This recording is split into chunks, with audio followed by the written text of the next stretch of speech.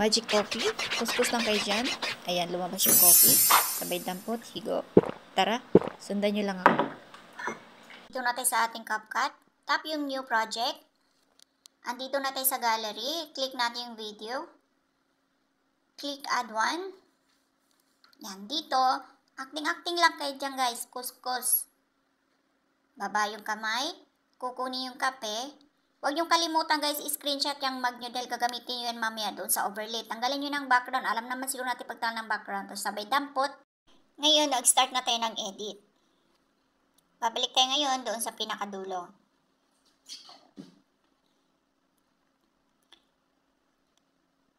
Then sa pagbaba ng kamay guys, click split. Hanapin naman natin yung pagdampot niya ng baso. Yan. Split ulit. Click split. Yung pinakadulo guys, wag nyo i-delete yung. Ang i-delete natin yung dito sa gitna. Na hindi na natin kailangan yan. So, pindutin nyo yan para ma-highlight. Click delete. Balik tayo sa pinakadulo guys. Tapos, add overlay. Add overlay. Kukunin natin yung ni-remove ko na ng VJ yung cup. Click add. Ayan, ngayon guys, i-resize natin yan. Kasing laki dun sa original. Ayan. Pins nyo lang yan siya guys. Pindutin nyo lang both side. Ayan, dapat yung magkasing laki silang dalawa. Ayan, magkasing laki na sila ngayon. Pindutin natin ang baso para ma-highlight. Tapos yung pinakataas, mayroong diamond. Pindutin natin yan, maglagay tayo ng keyframe. Kung napapansin nyo kanina, naka-red siya. So, ito yung pinakauna. Pindutin natin ulit yung diamond nandun sa taas para maglagay din tayo ng keyframe ulit. Ayan, naka-red na siya. So, huwag nyong galawin yung white lines. Bababa natin yung baso. Ayan, bumababa na siya. Ayun.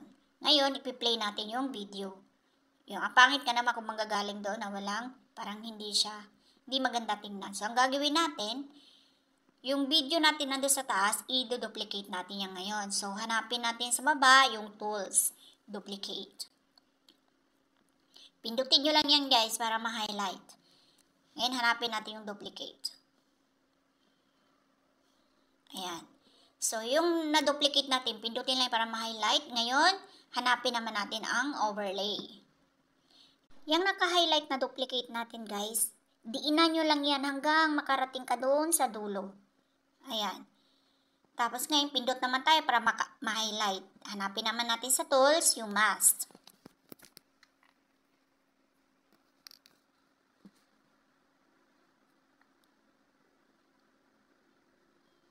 Dito sa mask, piliin naman natin yung horizontal.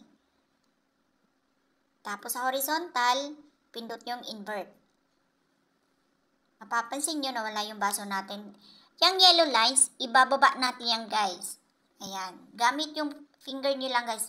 Lagay nyo dyan sa puwet ng baso. So ngayon, itatry natin i-play yung video natin. O, diba magic? Follow and share. Thank you so much.